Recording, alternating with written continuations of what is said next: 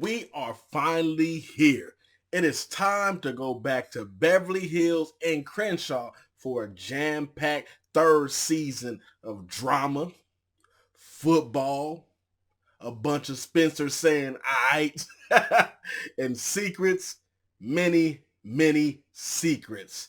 Yes, I am talking about All American Season 3.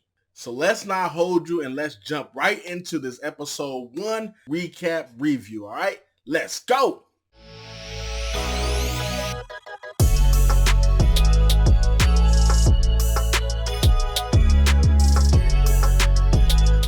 What up, everybody? It's your boy K-RayTV here on K-RayTV, and we are here to discuss episode 1, season pass of All American Season 3. Here we're going to discuss the good, the bad, and the downright disrespectful, all right?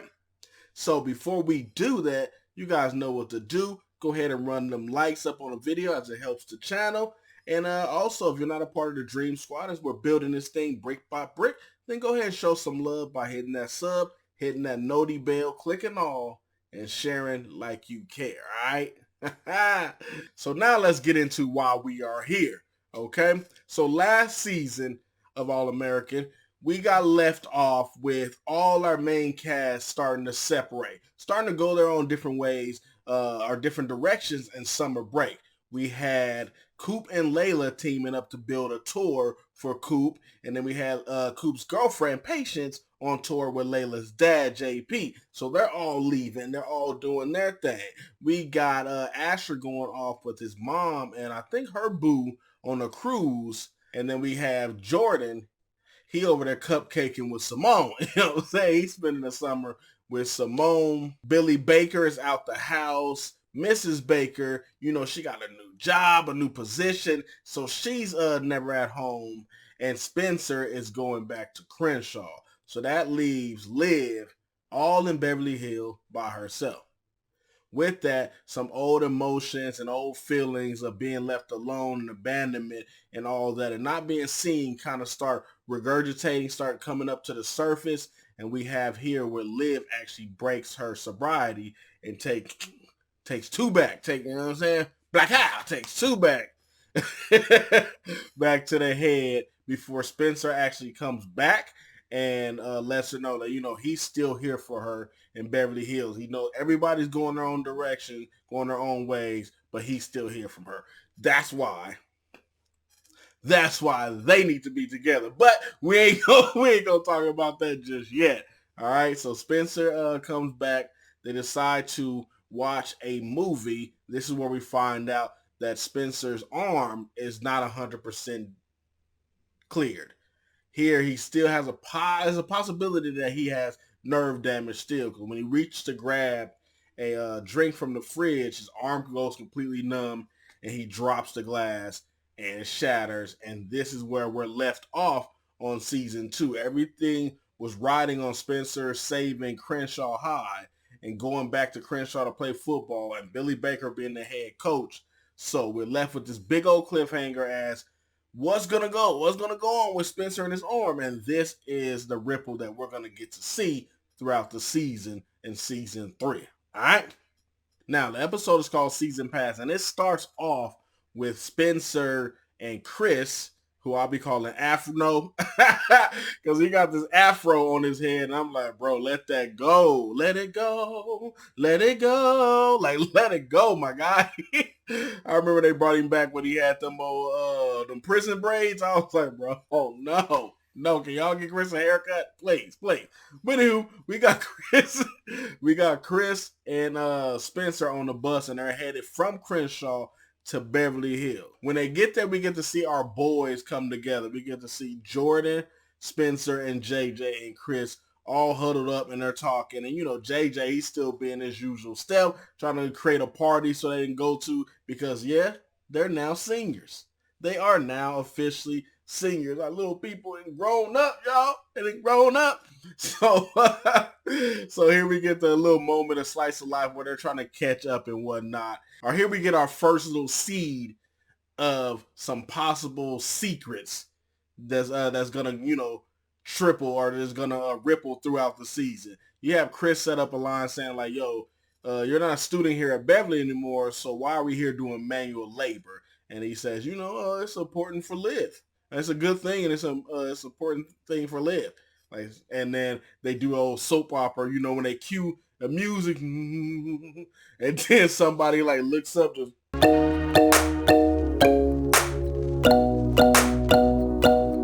And then it pans to the other person.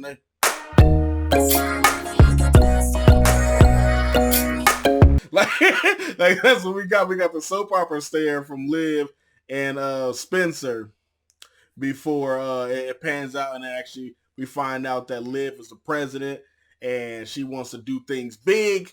And the scene pans and we see a Black Lives Matter painted in the school. Here I give them kudos, whoever's the writer of the show, because we're in California, we're in Crenshaw, we're in Beverly, and they haven't shied away yet from social issues and injustices and things that's happening in society now and happening to, the minority or the black culture or whatnot. So I'm happy that they're still putting that in the forefront, putting that in people's faces, saying, yo, stuff is happening out there, so it's our job to put it out and to give our opinion on it. So I like that. So kudos to y'all, whoever the writer is. Now, back to what we're talking about. Now we get a moment of one-on-one between Jordan and Spencer. And Spencer's basically, giving Jordan a little hard time, a little bromance, a little bro humor, basically saying like, yo, like, where you been all summer? Like, I ain't seen you all summer. Pretty much saying that he's been cupcaking with Simone, they black love type of thing. And Jordan says, so you act like the road trip to Vegas didn't happen. So here is another thing. I feel like this Vegas trip that they just hinted out here, because they mentioned it a few more times in the episode, this is gonna be another plot point in the episode. I feel like the pacing was going pretty quick in this episode, where they were dropping a lot of plot points and reminding you, like, trying to remind you what happened in the last season within like 10, 15 minutes. Like, I gotta remind you of every character. I gotta remind you of every subplot. I gotta like show you they are, put them all in your face. So I feel like this is what they're doing here, setting another plot point. After that comment, Jordan gets a message or a call where Simone is having a baby. So, he pretty much said, I'm happy and all this good stuff. And I'm happy for him because I think Simone's a dope chick and she's fine. So he takes off, and then this leaves Spencer and Olivia to have their one-on-one moment now. All right? And they come together, and Spencer immediately says, like, I'm glad Jordan told me about this event, saying that he had to find out through Jordan because Olivia didn't tell him. And she was like, yeah, I guess we both been busy.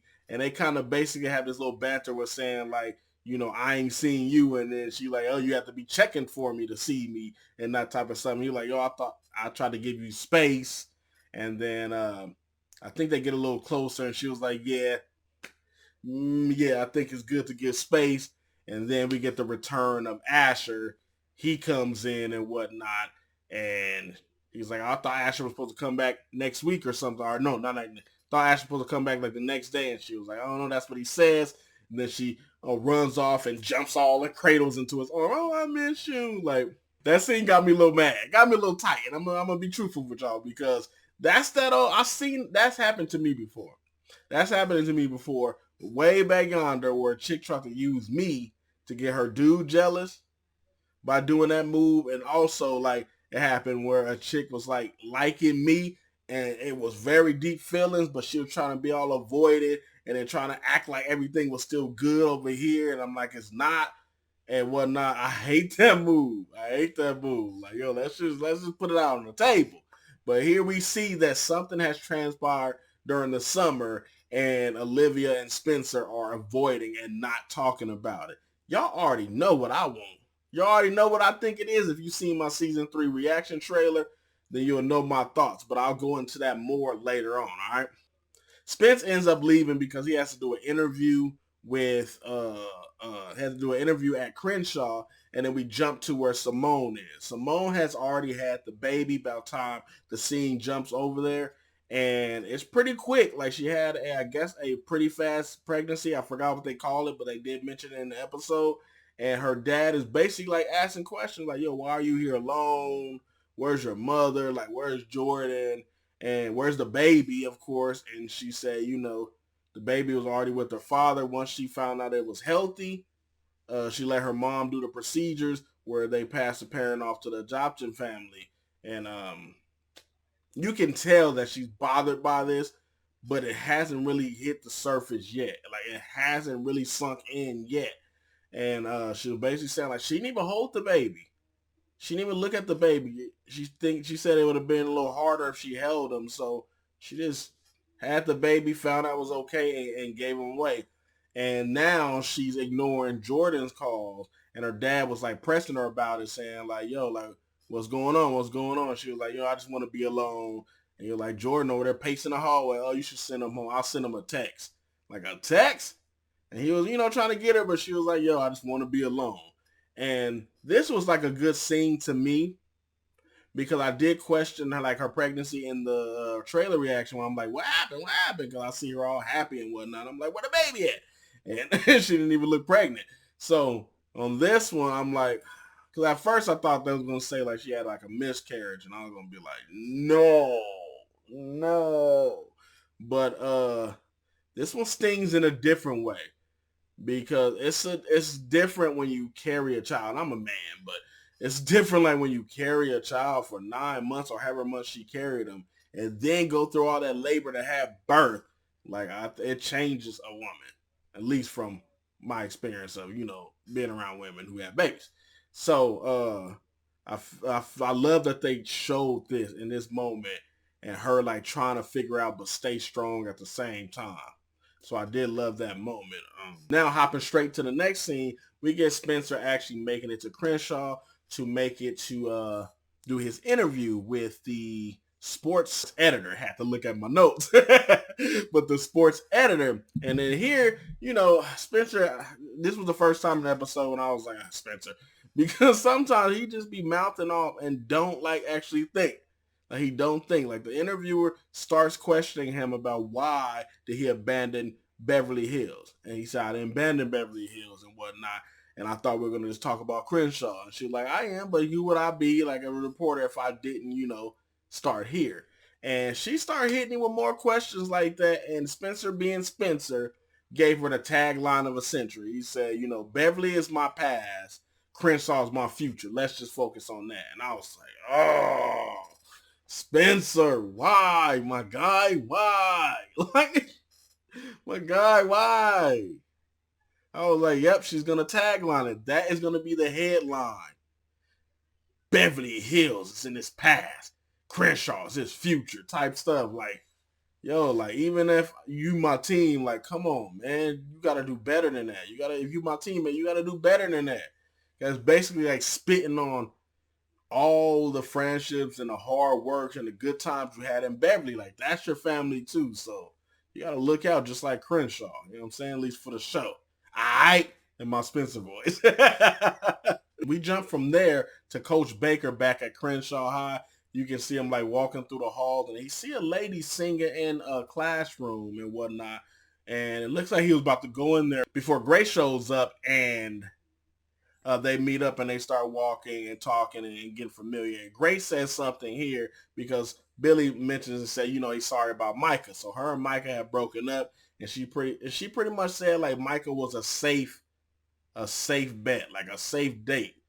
Like, it was just something safe. I found out kind of that was a little disrespectful. But that wasn't safe. He pushed you to do things. Like, no, don't disrespect my boy. Don't disrespect my boy. But when she said that, that made me feel a type of way because Billy is going to be spending a lot of time back in Crenshaw now. He's not really together with his wife, even though I feel like his wife wants to be together now. And then you got Grace, who he already cheated on with, and they did have history, and you're going to be around them a lot. Like, I feel like that could turn into something. Now, I mean, Billy only slept with her. They only slept with each other once, and they didn't go back. So he's a stand-up guy in that regard. But however, if you give time, like, he didn't sleep with her and then spent time with her. Like, they separated. Like, but now you're gonna have time. That may be an issue, or at least may make his wife uncomfortable. But we'll see how that transpires. But here, they continue walking, and then they see who I guess is the light-skinned villain of this season. You see Mr. D'Angelo Carter. He is the superintendent at Crenshaw High. They meet up, and then we find out that he is now the interim principal. So they already setting him up to be the light-skinned villain of this season, at least probably to mid-season. I can see him coming around later, but I think he's going to be a thorn in everybody's side at Crenshaw for the most part, at least the athletics department, and then Grace. Because he ain't rocking with them. He ain't rocking with them. And he quickly lets us know that he was bullied by the football team, and he called Billy Baker Bully Baker. And he said, they bullied him as a kid, and that he ended up being sent away to boarding school. So this right here, I got real soap opera vibes. Like, this episode gave me a lot of soap opera vibes. Like that's what I felt when he was explaining, like, Bully Baker.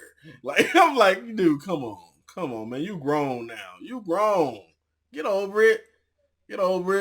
You grown. Like, why we still here? Why we still here? Like, talk it out like a man if you feel something about it. But come on.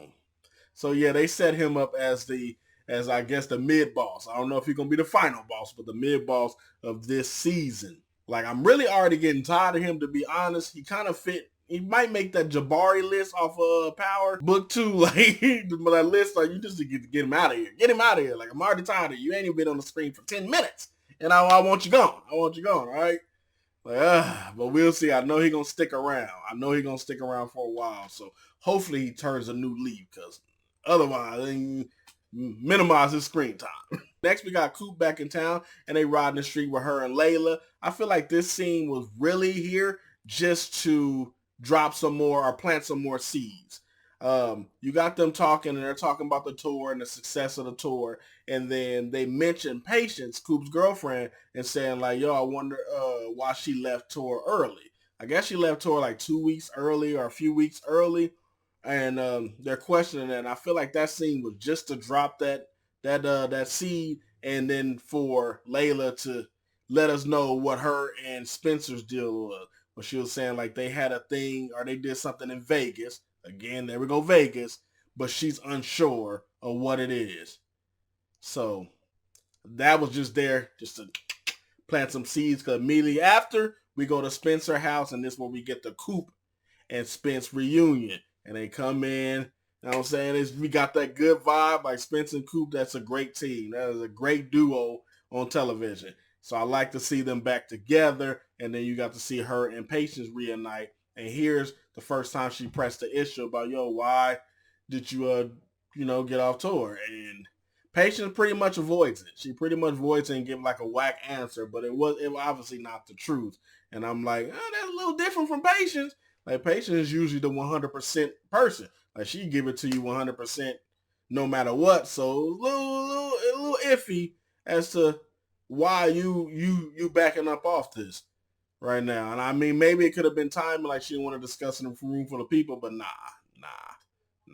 So immediately after she avoids it, they basically drop the news on Coop that Tyrone's sister is back in town. They didn't want to like spoil her tour, but she came after Tyrone passed, and they don't know what she's looking for. It could be revenge, you don't know what. And then here, by the time all this happened, I think we're about like 15, 20 minutes within the episode, and I'm like, bruh, y'all are dropping all the eggs, like, right off the bat. Like, the pacing was crazy. This is like 15 minutes within the episode already. And we didn't dang near seen the whole cast already. We already got like 4-5 subplots. I'm like, bruh, slow down. I just want to get to know you. Like, take your time. You ain't got to go that fast. This is a brand new season. We only in episode 1. Because immediately after that, they show Tyrone's sister. She pull up on Mrs. Baker, and she demanding to talk to her. And I'm like, bruh, dang. Like, y'all couldn't take y'all time, my guy? Like, bruh, calm down. And that pretty much completes like the building blocks of setting up like who's, where everybody been and everything. And that was, like I said, within the first 10 to 20 minutes of the episode. Like, we got everything. And I know I would have took a slow burning approach, But hey, it's like whoever's the writer, I don't know if they were like tasked, but hey, we need to catch everybody up, let everybody know what's doing, so get that done so we can do all this stuff, or they were just adamant of being like, yo, let me just connect all the dots right now so we can start giving this forward. Like I don't know, but I think a little slower approach would have been a better option. But then again, we're on season one. I mean, episode one, so I mean, it could do some good. We'll see. We'll see moving forward. Now we got multiple scenes from Simone and what's going on with her and her pregnancy, her childbirth, and I like the next scene where it shows like her dad pretty much like trying to like get her to open up more about like what is she feeling, and it was showing like he was feeling some type of way too. So as he goes out to actually see all the babies, and I think what are they called, incubators, or I don't think they're incubators, but as he goes to see the baby, he sees this guy, and this guy's like, bigging up his child and saying like, that's my child, and I know I'm biased, but he's happy. He's happy to be a father, and he shares a story about him and his wife, struggling pretty much to have kids. So the adoption came at the right time, and the pregnancy came at the right time, and this let Simone's dad know that, oh, this is our baby. This is Simone's baby. So he does something incredible here, which I would like to share later on in the recap. But he does something incredible here, and this is one of the things that makes my good portion of the show. Now, it wouldn't be All American without, the many secrets. And we get another scene where Coop and Patience actually sit down and have a conversation. Coop is a little paranoid about, Tyrone's sister being out, but she doesn't let that distract her from pressing Patience on the issue of her leaving the tour. Again, Patience avoids it again, and then Coop is like, yo, until you come forward and be truthful, I'm out. And this, like, the dynamics have changed because, like I said, Patient has been the one that's always been 100%, and she used to always have to push Coop to be 100% with her. So it's funny how the roles have changed in this situation. But they did meet later on, too, because I guess Patient's been calling Coop, and Coop walk in with her phone. and she was like, oh, so your phone worked. I've been calling you. What's been going on? And Coop was like, yo, like, until you tell me the truth, like, what's the point of talking? And here we get Patient actually start revealing a little bit about the reason why she left, saying like JP is not the dude that you think he is. Like, he's really militant and all this extra. And before she goes into saying like what happened, Coop finds out that Preach has been released from prison. Now, this thing kind of like rubbed me wrong because I don't know, maybe it's me, but I kind of felt like she was gonna say like JP was like trying to touch up on her, because he did say like in one episode he haven't heard pipes like that since his wife,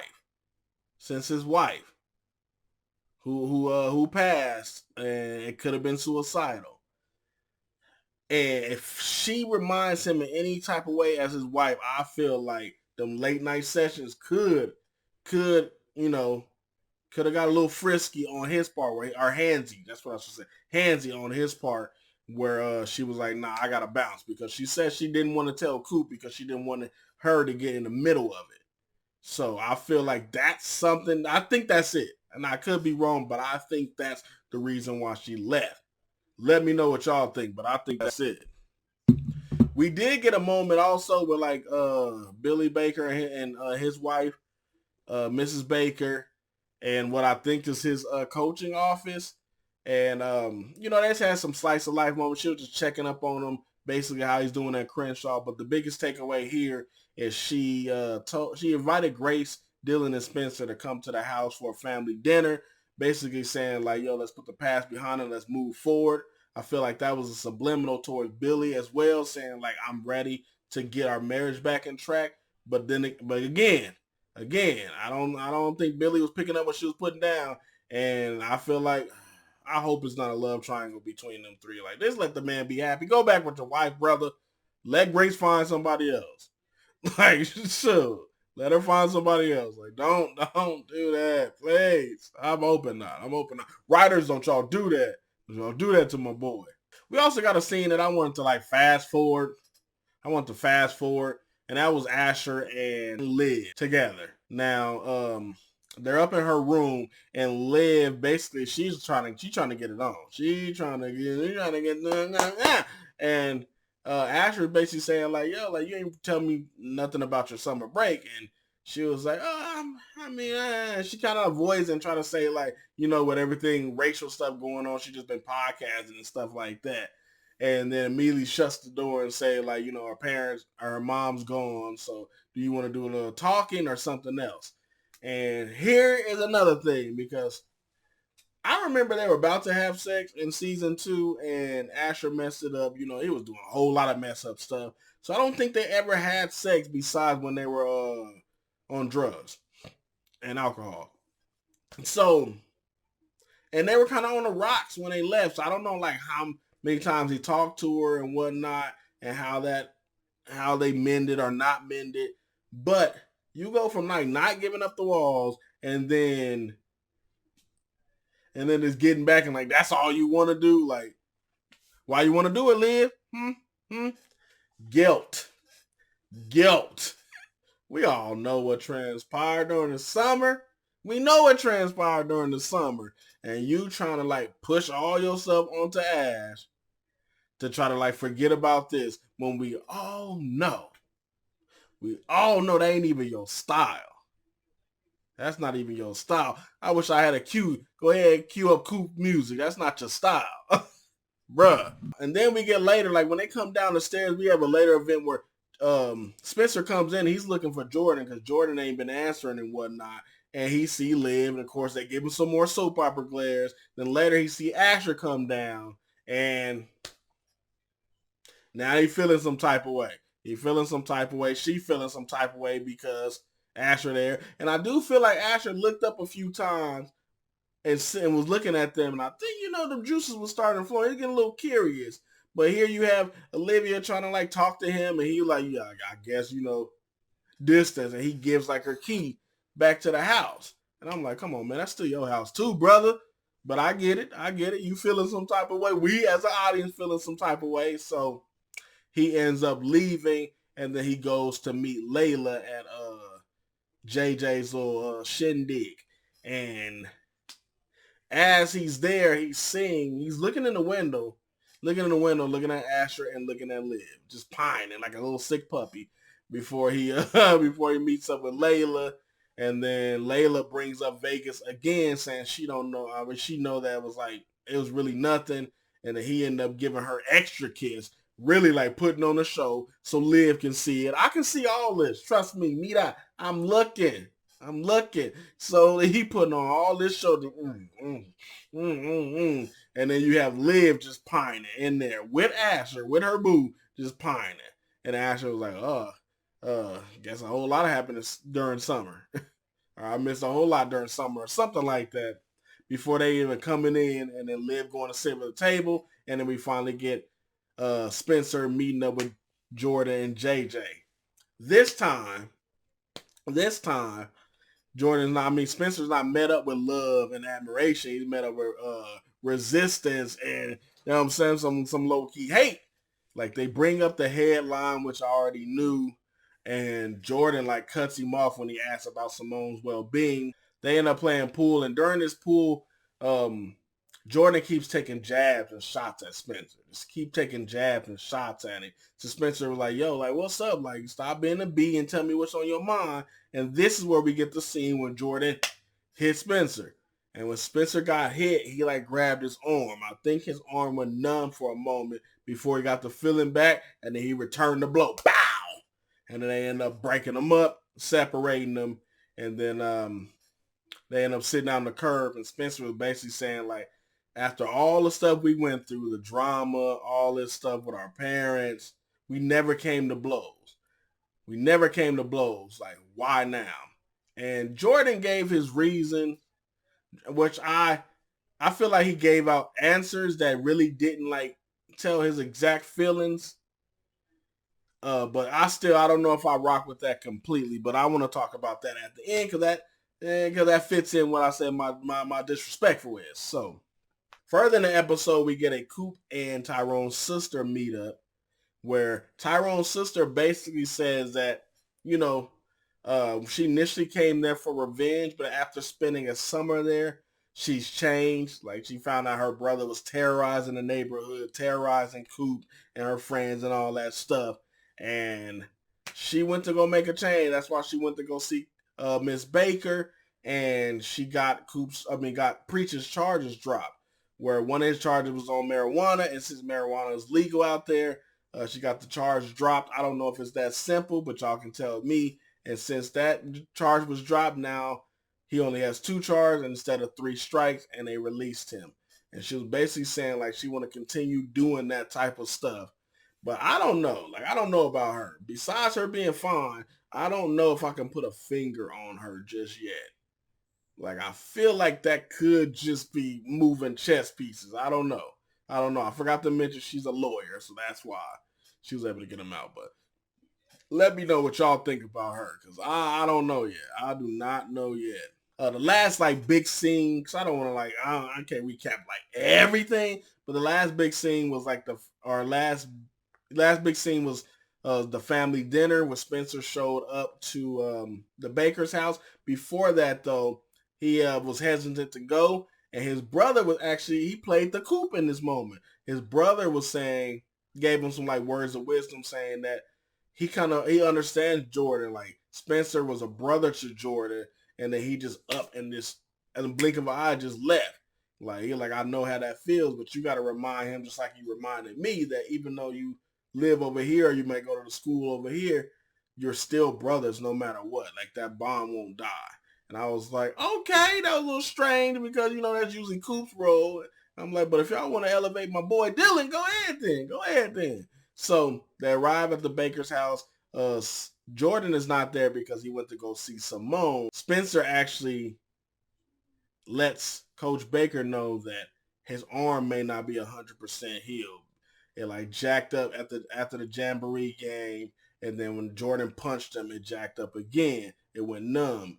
And Billy was like, you know what? We'll get you with the best doctors and whatnot. We'll figure this out. And he was like, all right. And then here come Olivia, because she been wanting to do this entire time. She's like, I'm so proud of you for telling them the truth. They give a hug. And this wasn't no normal hug, y'all. This wasn't no normal hug. They was all booed up, just all embraced and whatnot, before like Olivia pulled back. And then Spencer grabbed her and said, we're not gonna talk about what happened this summer. And this is like where the episode like concluded. So that was like the episode recap. Of course, I didn't hit every single moment, but I wanted to hit on some major key points before we got into the good, the bad, and the downright disrespectful. All right, so my good on this episode, the Simone parts. Now, I left some scenes out because I wanted to talk about it here. Like, the whole focus of Simone and her emotions after giving birth, I think that was a great scene because, one, it showed her father step up in this role. It showed her father be there and actually like try to kind of like steer her during this emotional roller coaster. So he was helping her, and I believe because he helped address that, she was able to actually grieve in the later scenes when he caught her in the corner just crying, just bawling her heart out. And she was like saying like, it hurts. Like, she gave her baby away. And that's only natural. Like, she gave her baby away. She didn't even hold him, didn't even look at him, don't even know his name. All that. And all that emotion is just heavy on her. And the dad was like, he told him, yo, your son, and like showed her son and said, this is the name. And she was like, wait, when did you get these pictures? And he was like, I went out there, and I took pictures and I got his name because I figured one day you will want to know. And I didn't want you to like regret that or have that guilt. And I was like, my man, like, show some good fathers. Like, that's not portrayed too many times without it being a stereotype. But show some good fathers, man. And he really stepped up. And that's why I put it in my good section. The bad. I would say the pacing. Now, I'm not saying the pacing was just horrible, but I would say the pacing would be in my bad because I feel like they sprinkle everything in it too fast. Like, instead of like spreading spreading the mayo on the sandwich. You know what I'm saying? They just slapped it on there. Just slapped it here, and just smacked the same, gave the sandwich. Like, no, you gotta spread that thing over that sandwich. You gotta spread it on there, then lay stuff on there. You gotta dress it up right. I'm using food because I'm hungry.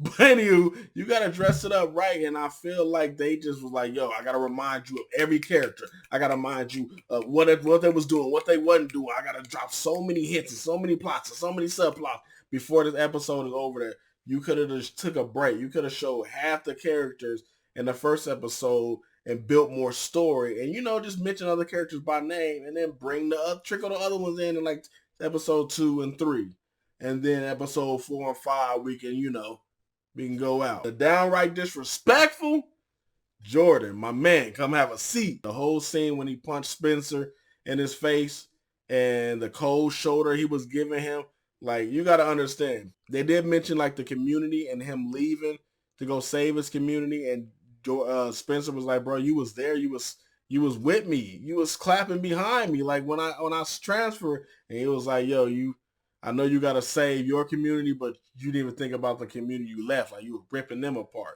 I get that, and I do feel like that's a part of his reason of being mad, but I do ultimately believe that it's family. Like, you moving away. Y'all been in the trenches together. Y'all on and off the field brothers, and now all that's going to change. It changed in the blink of an eye. And while he was celebrating, I think it really sunk in the more, he thought about it.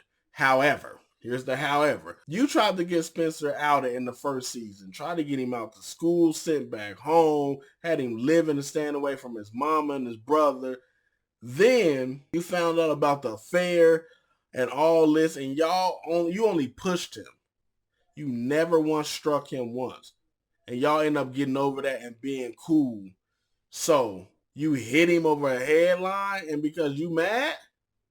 Like, that was downright disrespectful. Like, y'all got too much tenure, got too much time together to pull off something like that. I'm like, nah. Like, you violated your guy, and for what? When y'all could have really talked and you could have let him have it, like, bro, this is how I feel. Because y'all had that rapport. So that hits my downright disrespectful. And then Liv, his twin, Liv. And I think, they had sex. I said it in the trailer reaction. I think they had sex during the summer. You got to understand that Liv and Spencer were close. They were very close, and things kind of like continued to like push them closer on a different level. He saved her from getting shot. That bonds you on a whole different level. When Spencer's dad passed, she was there for him. When he was looking for his dad and stuff, she always gave advice. Like, they were always there talking about some deep stuff and getting into it. When everybody left and went their own way, Spencer came back. Spencer came back to stay with her. He was her rock during the summer. He stepped up when Asher messed up 1,000 times, danced with her, like all this good stuff. And they always had that. And I think slowly but surely that's been pushing them together. And I guarantee during summer they end up having sex. And now they're trying to combat this thing because they got other people in the picture, i.e. Layla and Ash. But I feel like they really love each other and they need to get together, but they don't want to hurt the other people. I don't care. I don't care. Give us what we want. We the people.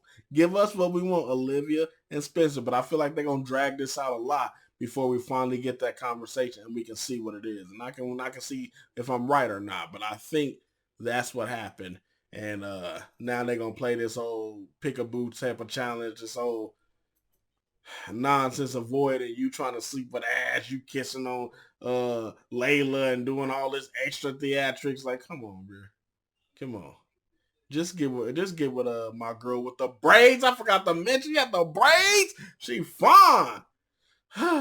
Anywho, that was our episode recap. I think it was a good, decent episode coming out, starting off season 3. Y'all let me know in the comments below. Again, I didn't hit on every single point because the video would have been too long, but I hit some major points and gave my good, bad, and downright disrespectful. Let me know what y'all think of the theories, all the little subplots, what happened between Patience and JP. Let me know what you think Tyrone's sister is doing there. Let me know if you think Billy Baker gonna get with his wife or Grace. Like, let's hit the comments. Let's hit them hard.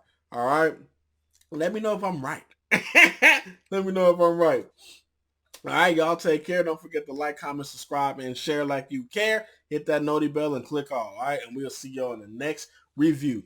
Also,